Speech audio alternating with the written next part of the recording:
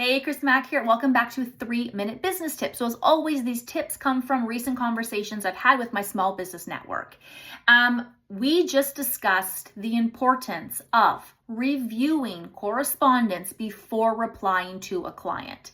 Now you might say, why do we need to do that?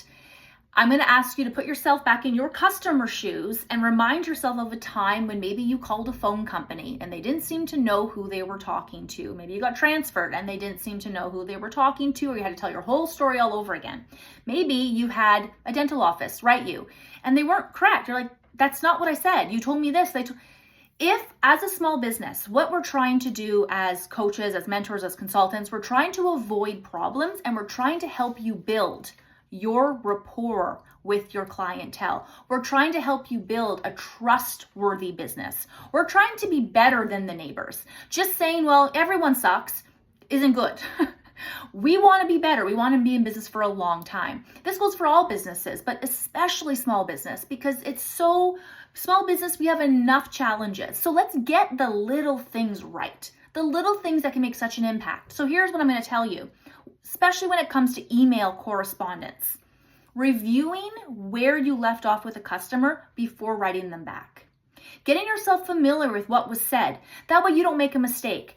There's nothing that I cringe more is when a business professional writes something to a customer and the customer has to reply and say, that's not correct. That's not the right date. That's not the right time. That's not what I was told. That's not the right amount. Why aren't you getting yourself familiar with that client before you connect with them?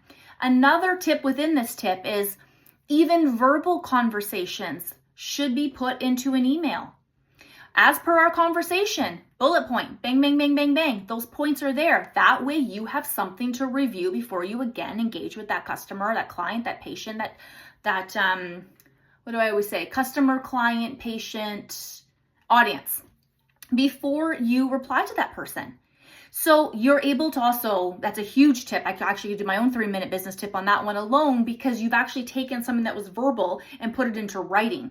And as long as they don't contest and say, what the heck are you talking about? It's as good as it is.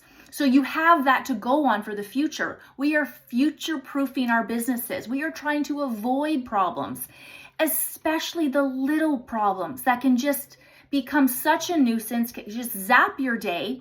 It's just like, let's find the joy in our business and let's avoid unnecessary problems. So review correspondence before responding to your customers.